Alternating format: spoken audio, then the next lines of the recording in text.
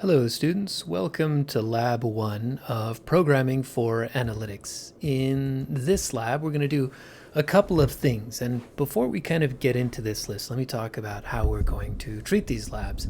Labs in general tend to be a little bit more informal, and I want to cover some of the steps that maybe we didn't have time to cover in the lectures, or specific difficulties that you might encounter when you're doing the homework assignments.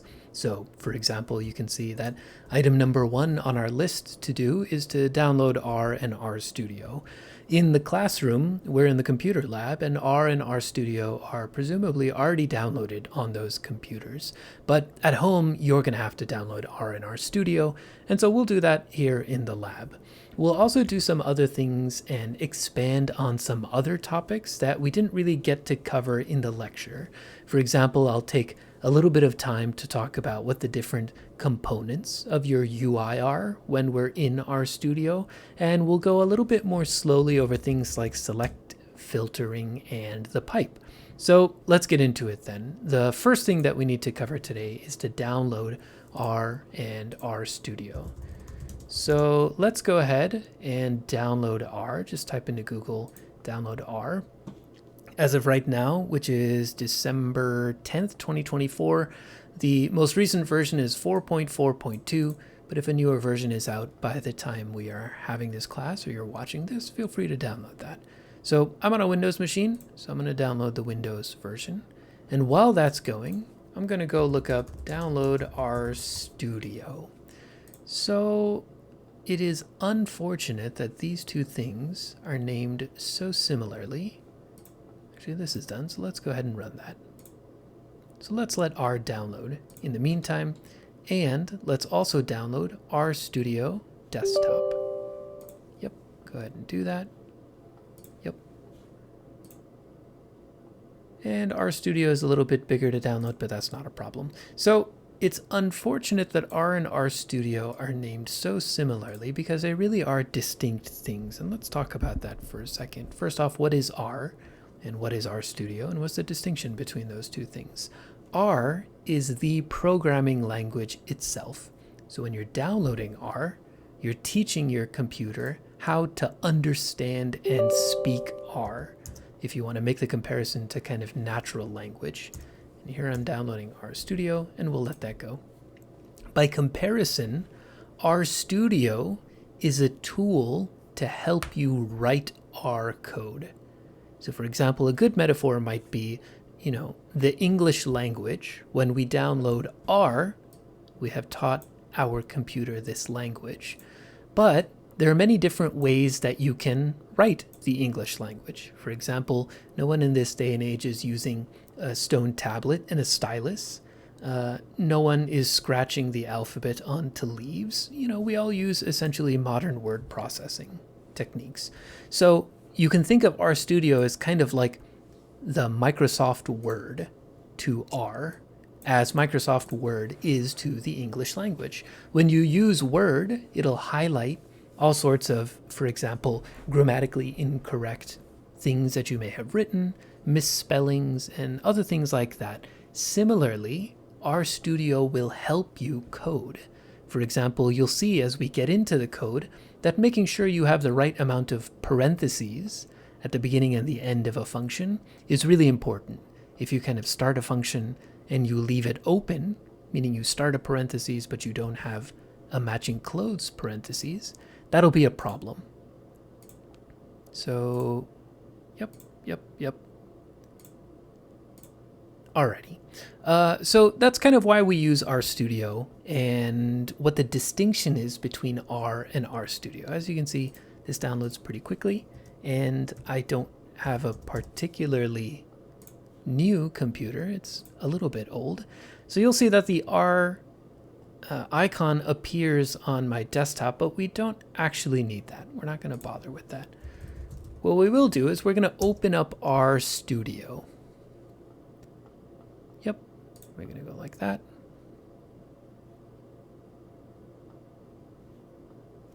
And when we open up RStudio, it'll take a little bit to get there, but it'll figure it out. Okay, it'll take a long while to get there apparently. There we go. Let's close all this out. These are all old projects that I was working on. Alrighty, so let's do one thing before we kind of start exploring what we have on our screen. Let's go to File. We're going to go to New File. We're going to click R Script. And for now, we're just going to leave that there. So let's take a minute and let's talk about what these 4 different areas are on your screen. The first area is this top left area. This is where you're going to write your scripts. So for example, I might write that. I'm not going to run that right now. I'll just write it. And you can see that I can basically just treat this as I would any other notebook. And you'll also notice, kind of like I was saying with Microsoft Word, that RStudio is highlighting some words or making them a different color for me because it's easier to see. Oh, for example, this is in quotes. You can see that our parentheses are also matched. They have a nice red color to them. And the name of the function, install package, is in white. This really helps me distinguish the different parts of the code. So anything you write should be written in here, and it persists, just as it would in a Word document. So that's part 1. This is the panel where you write your code. Right underneath it is the panel where you'll see some of your output, and you'll see if your code has run. For example, let's say I just want to know what 2 times 2 is. So I type that in, I hit Control R or Control Enter on a Windows machine, and it shows me kind of 2 things. 1, it shows me the code that I ran, and 2, it actually runs that code and it gives me the output, which is 4. So this is the console. The console is a really good place to kind of test your code to see, is what I'm running returning what I think it should return? So keep an eye on the console. Now, you'll notice that you can also write in the console, but you really shouldn't be doing this. As you can see, it's not really persistent, right? Whereas this kind of stays. Whatever you write in the console, once you hit enter, is basically gone. So try not to write in the console. Do all your script writing up here. Great. So those are kind of 2 panels. A third panel is the plot panel. Now there are other parts of this panel. You can see that there are different tabs, but we're not going to bother with those right now. By the end of the lab, we'll make a visualization. We're going to make a nice histogram. And when we do, it'll pop up in this part of your graphic UI. It'll pop up in this panel. And this is one of the things that makes RStudio so useful for doing analysis, because not all graphic UIs can do this or do it well. Here, when you write a visualization, it'll just pop up right here. You can look at it, you can iterate through whatever other changes you want. It's very helpful. Lastly, this one up here is your environment panel.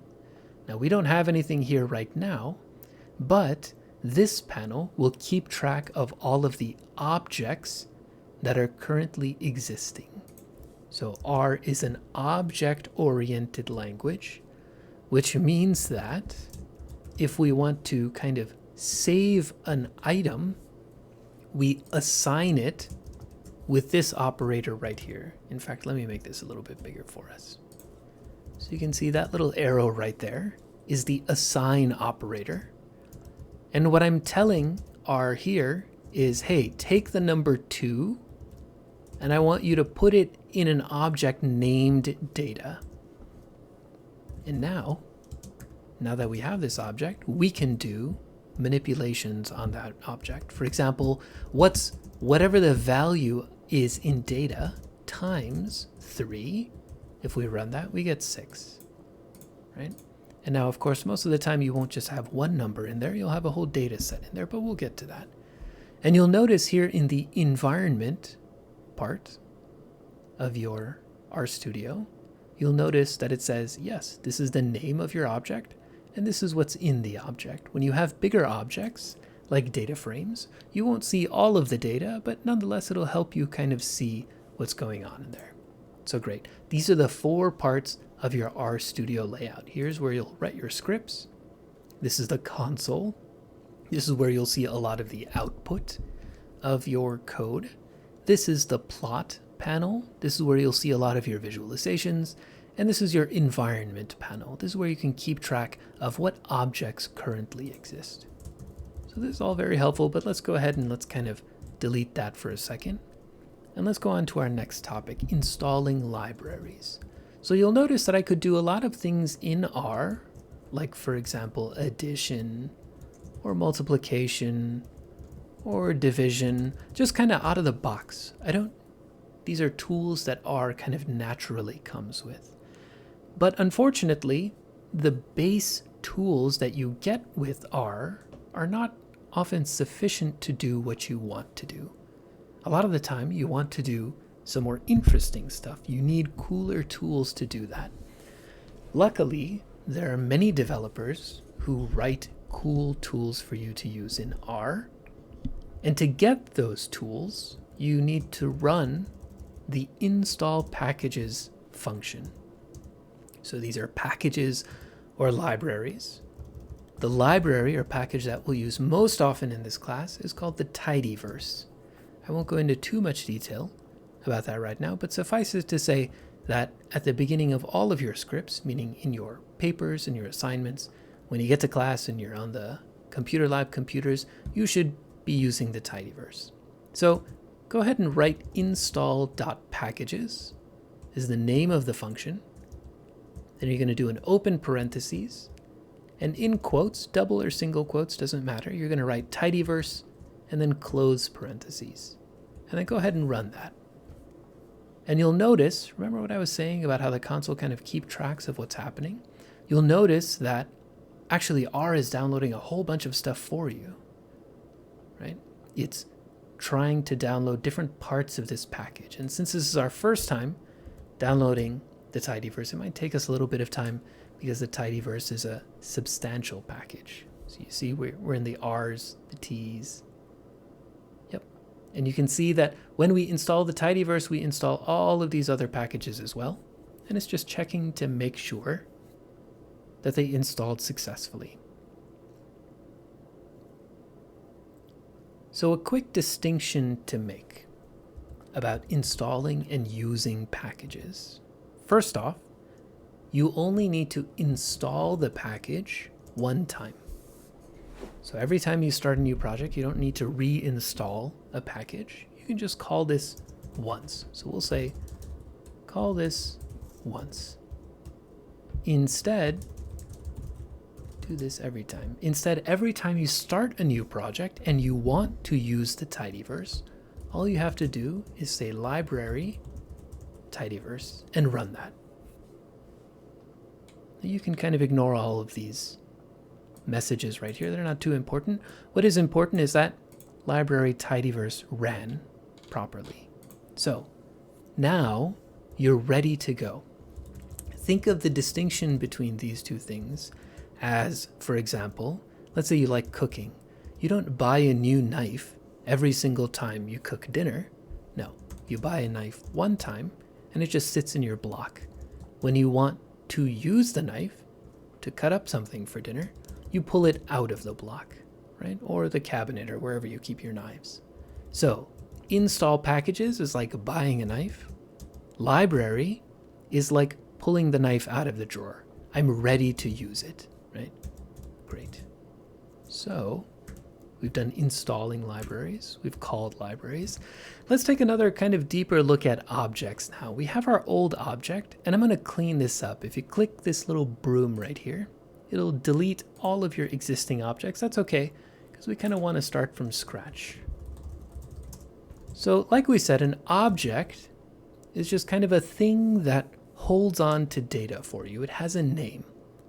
Now, a lot of the best names are very simple and self-explanatory. So let's create a new object called data. We're going to do our assign operator. And by the way, you can also just use the equals, single equals function. But for now, I think this little arrow looks cooler. It looks a little bit more distinctive. And we're going to say, I'd like you to put in the diamonds data set. Now, actually, before we run this, why don't we look at what the diamonds data set looks like? Now, the diamonds data set is one of the few built-in data sets that R comes with. So if we run it, just diamonds, we can see that it actually has a whole lot of interesting data here, right? And no surprise, this is a data set about diamonds. How many carats was this diamond? What is the quality of the cut? What is its color, clarity, depth? I don't know what table is, but you can figure that out. What's its price? And then XYZ axes. I don't know what those stand for, but this is about gemstones, right? Terrific. So this is what we know is in diamonds, but it's kind of cumbersome to just call diamonds every time we need it. Rather, why don't we assign it to an object called data? So let's do that. Let's data. This is the name of our object. This is the assign variable. And this is the data that we want to assign. So let's run that. And you can see that it popped up. Now notice how I said earlier, when you have larger objects, it won't show you everything that's in that object. But it will tell you that there are a little shy of 54,000 observations. And by observations, they mean rows. You can see that down here in the console. So this is data on a lot of different diamonds, right? And it'll also tell you that there are 10 variables. And sure enough, 1, 2, 3, 4, 5, 6, 7, 8, 9, 10. There are 10 columns. So there are 53,940 rows of 10 columns. Terrific. If you click on this little arrow right here, in fact, you can see all kinds of interesting summary information. So in the carat column, you can see that it's a numbered variable, and you can see the first handful of values in that column. Likewise, for all of the other ones, this one is an ordinal variable. These two are also ordinal variables. This is an integer variable. I forgot the word for it for a second. And all the rest of these are number variables. So that's helpful. You can kind of take a look at your data. Terrific. So we've looked at our data, or rather we've loaded our data. Now kind of comes a question of, how do I look at my data? Well, we kind of already know one way. If you just type in the name of the object and you hit enter, well, it'll populate in the console. And this isn't a bad way to look at your data. Often that's kind of all we really need to look at, but sometimes 10 rows is really just too much, right? Sometimes after you do an operation, you just want to see that it worked and that your columns don't have like nonsense values in them. So instead of just calling the whole object and it'll print out the first 10 rows, instead I might say, look at just the top 2, or rather the top 5. And I can use the head argument to do that. So let's go ahead and run head. Head will return just the top, I guess, 6 arguments. And if we want to see fewer, we can just type in comma 2. So what's going on here? Let's take a minute. We kind of did two things. Top n. We kind of did two things here. One, we used another function called head. And as you can imagine, head returns the first few rows of whatever object you put in there, whatever data set. Right? So that was step one. We kind of stopped there. Then we said comma. And whenever you put a comma inside parentheses of a function, what you're telling the function is, hey, this is a separate argument. This is a new thing I want you to look at. And in this case, for the head function, what comes after a comma is the number of rows that you want to see. And here's another kind of tip. If you put question mark and the name of the function, in fact, you'll see all sorts of documentation for it. So for example, description returns the first or last part of a vector, all of that stuff, right? And you can see that here the n argument is here. So let's go down and say n is an integer. Values specify the indices to be selected in the corresponding dimension. That's unusually verbose. Basically what this is saying is if you put in a number, it'll give you that many rows from the start. So, excuse me. So we've done head, and as we can see, maybe we don't want to look at the first 5. Maybe we can look at the last 5, or rather last 2. So let's do tail. And you can see these are different from each other. Right? When we run head, we get the first 2 rows. When we run tail, we get the last 2 rows. Terrific. Top or bottom. Other ways to view data. Some of you who may be coming from Excel may be used to kind of looking at your data sets in like, a very literal sense. You're used to opening up your Excel spreadsheets. You see all kinds of rows and columns and cells, and you can go in there and fiddle around. I want you to get used to not doing that, but sometimes it's not a bad idea to have a fuller view of what your data set looks like. For example, as you can see, we're already kind of starting to run out of room to look at our data with the number of columns that we have. We have 10 columns here, but you can imagine if we had 2 or 3 more, they would definitely get cut off and you wouldn't be able to see them. So if we want a fuller view, we can use the view command. And here's a good time to point out that R is case sensitive, meaning view data with lowercase v won't do anything. Oh, okay, never mind. I guess it will. I guess that changed since when I learned R. So, all right, let's just do view then. Whoops. All right, so if you hit view on your data, again, this is the function. Open parentheses, put in your data, and close parentheses. We're starting to get used to that pattern now. And let's take a look at your data. Kind of like with Excel, you can scroll through and you can see all of your data. Now, with almost 54,000 observations, I can tell you, I'm not going to sit here and scroll through all tens of thousands. And R is not really meant to do this sort of thing, right? You can imagine if you're in Excel, it's not too hard to just like scroll through thousands and thousands of rows. But here, R kind of struggles to kind of keep up with that because that's not what it's built to do. Right? This is kind of a very inefficient way of looking at data. But, sometimes you need to, and that's fine. So, terrific. We have, so far, 2 ways of looking at our data. Or rather 3 ways. We can just print it out. We can look at the top, so many. We can look at the bottom, so many rows. Or we can just look at the whole thing in its own tab.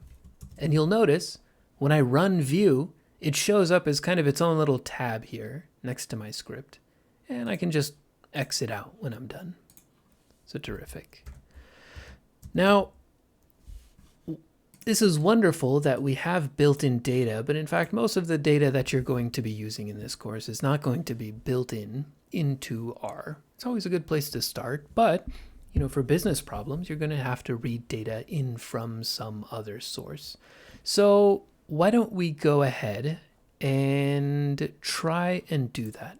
And in fact, you can see that I have a Lab 1 folder that I've created.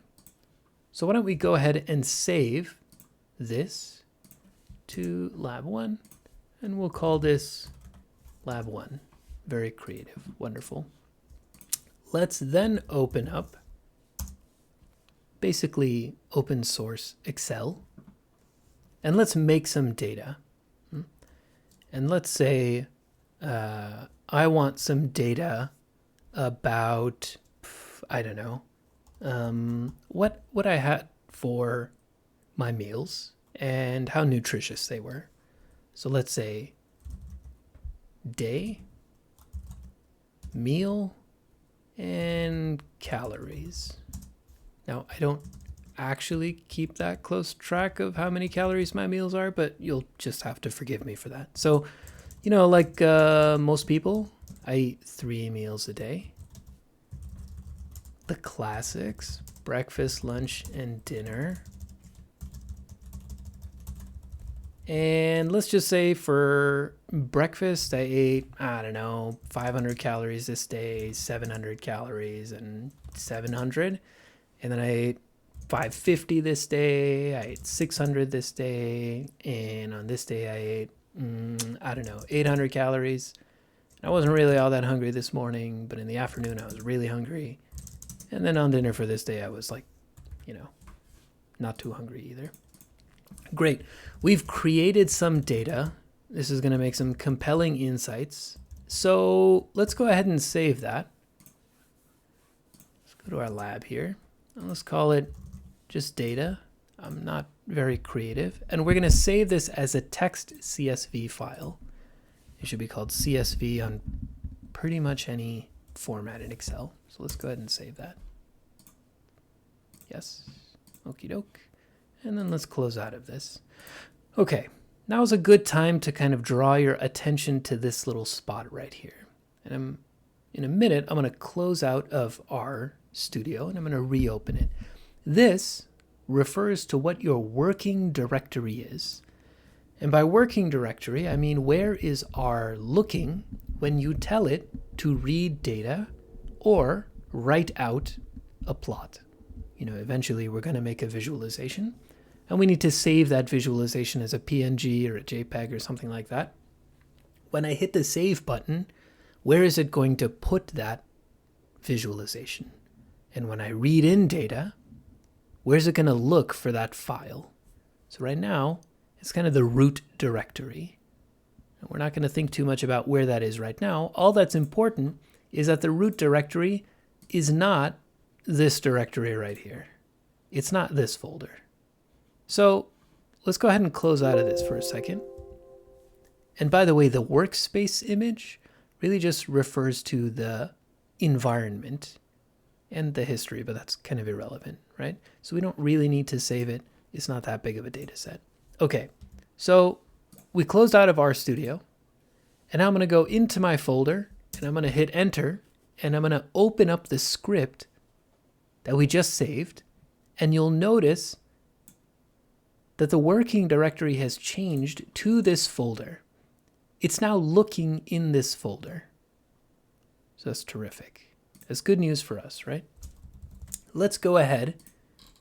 And again, we already installed the tidyverse. We don't need to install it again. Let's run the library tidyverse command. Awesome. I don't, really need this any longer, so I'm not going to bother running it right now. But what I do want to do is to read in the amazing data that we just created. And it's called data. And remember how we saved it as a CSV? Well, we need to tell R that. So I'm going to say, create a new object called data2. You can't start object names with numbers, but you can have numbers in an object name as long as it's not in the first place. So create a new object called data2. And I want you to read the CSV that has this name. And I want you to put it into an object named this. So let's go ahead and do that. And wouldn't you know it, our data2 showed up here. So let's take a look at it. Let's see what it looks like. Sure enough, that's what we typed. Right? That's what we typed.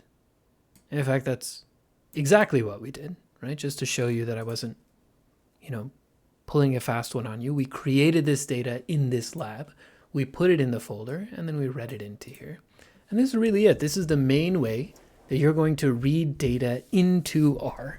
And now that it's in R, you can manipulate it basically the same way that we've manipulated anything else. So we've done that. And in fact, while we're talking about manipulation, let's go ahead and let's say, you know what? I'm not actually interested in this variable. I want a new object that starts from data2 and just has the meal and the calories variables in them. Okay, so let's start with data2. We know we're going to have to start with data2.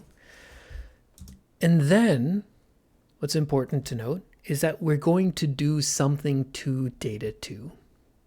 But rather than kind of wrapping it in a function like this, what we can do instead is have the percent greater than percent.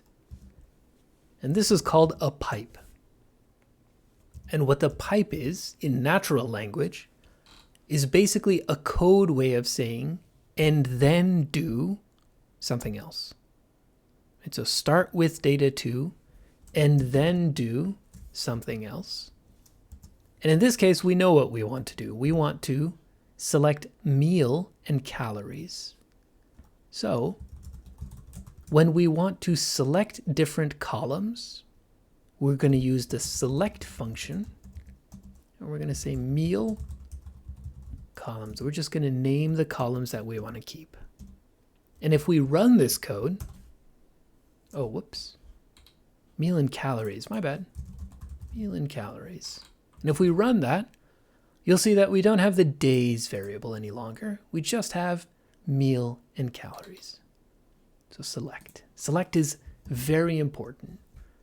And again, you'll notice that since we didn't assign it to an object, it just prints out in the console. For now, that's totally fine because that's not a very big data set.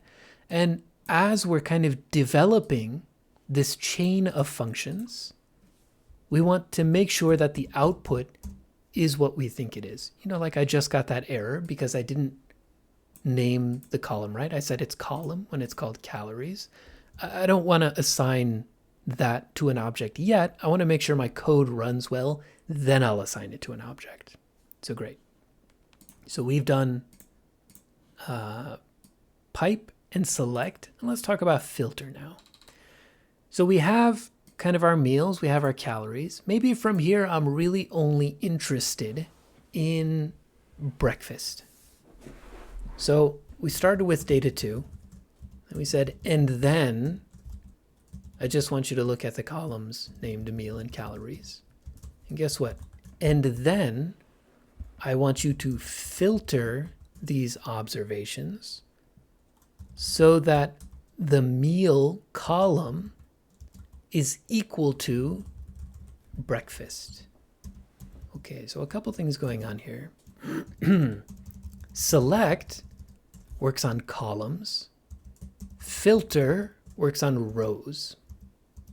But you'll notice that I had to be a little bit fancier about how I decided which rows get filtered and which rows don't. So this is what you might call a logical operation. We're doing a comparison, and we're saying, look in this column, and double equals is kind of a comparison. And we're saying if it equals breakfast. Now, note that this is in quotes, single quotes, but double quotes would be fine too. But this is in quotes because we're not referencing a column. There is no column called breakfast. There is a value called breakfast, and you'll notice that it's a character. So anytime you have a value that is a character, like words basically, you need to put them in quotes. And in fact, let's run that, see what we get. Great. We filtered down just to breakfast. So just to kind of go into a little bit more depth into what this is doing right here, this double equals, let's try something. Let's say analytics is equal to analytics. And what'll happen if we do that? True. Let's say we have some typos in there. And we run it, and it's false. So all the double equals does is make that logical comparison. Is this thing this thing? And in this case, inside a filter, we're asking R to tell us whether each individual observation in meal is equal to breakfast, right? We can do double equals with numbers too. Does 4 equal 1? No. Does 4 equal 4? You bet it does. Groundbreaking stuff, groundbreaking stuff. So terrific. We've done our select. We've done our filter. Let's run that again. Okay, wonderful. Let's go ahead, but you'll notice that actually we keep running it, but it just pops out into the console. What I want is to assign this to a new object, and I'm going to call it temp for temporary. And you'll notice that the output didn't pop up in the console. It basically went into temp. And you'll see temp right here. Temp has the 2 columns. And you'll see that they're all breakfast and the different calorie numbers that we had. You'll also notice that this didn't change anything in data 2. Although we start from data 2, data 2 is its own object. And until we overwrite data 2 with something new, it'll stay that way forever. So let's take a look at temp. Awesome. So we've done selecting and filtering, and let's do a super basic visualization. So we have temp. Wonderful. And let's say I just want a histogram of what temp looks like. So I'm going to start with ggplot. ggplot is so named because it is built off the grammar of graphics. And we'll get into this a little bit more in our second or third lecture. It'll become very important, but for now, we're going to keep it really simple. By calling this function, we're telling R we want to make a visualization. Great. And if I just run this, you'll notice that our plot panel changed a little bit. It basically made a blank background for us to work on. Terrific, right? Next thing we need to do is we need to tell ggplot where to find the data that it will use to create a visualization. In this case, why don't we use our original data 2 because there's more stuff in there. So we'll say data equals data 2. This is the argument. We have no control over this. This is the actual name of the data frame object we're sending to it. So let's go ahead and run that. And again, nothing changed, but that's okay because we haven't told it what to do yet. Just as kind of a refresher, let's go ahead and run that and look what we get. Okay. And let's say we're going to open up an aesthetics command. Aesthetics. We'll get into this a little bit more in detail, but basically, within the aesthetics command, we need to tell ggplot what variables go on which axes. Don't overthink it too much now. You'll figure it out in a couple lectures. It's okay. But for now, you generally want to start with your x-axis. And I'm going to say our x-axis should be calories. Let's run that and see what we get. Wow. Suddenly, we have a range. And in fact, ggplot has named our x-axis for us. So we've done very little so far. We've told it where to find the data. We've told what data should go on the x-axis. And it knows, basically, that there are no values smaller than 350. And there's no values larger than 900. So basically, whatever you do with this data, all of it is going to be in this range. And so it made this range for us. Great. Now, I want to make a shape. And in fact, I want a histogram. So all shape arguments in ggplot start with geom for geometry. So I'm going to make a geom histogram. And that's all I have to put, right? What's cool about ggplot is that each subsequent shape, geom, inherits all of the information that you put here. You don't need to tell geom histogram that your data is in data 2.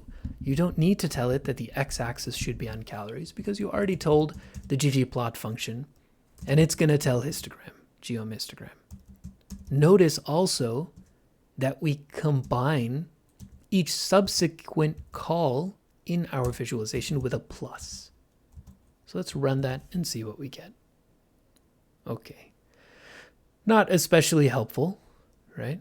This is basically one observation. I guess 2 for these 2, right? So what's it telling us here? Stat bin is using bins equals 30. Pick a better value with bin width. So let's go ahead and try that, right? It's telling us your bin width is stupid. This is not a helpful histogram to look at. So, okay, bin width equals I don't know, 200. Okay, that's a little bit more helpful. Let's try 100. All right, sure. Why not, right?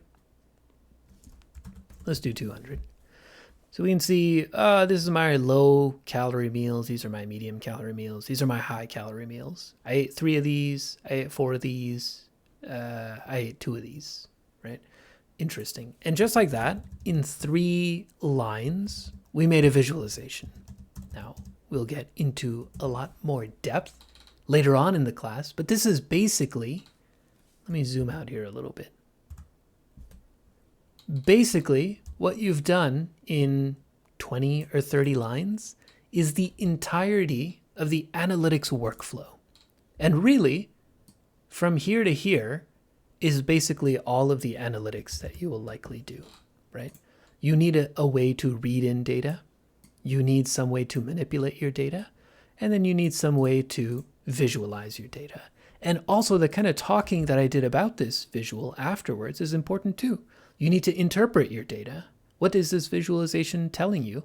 Actually, I don't eat that many super high calorie meals. I tend to eat a medium amount of low and medium calorie meals. That's an interpretation.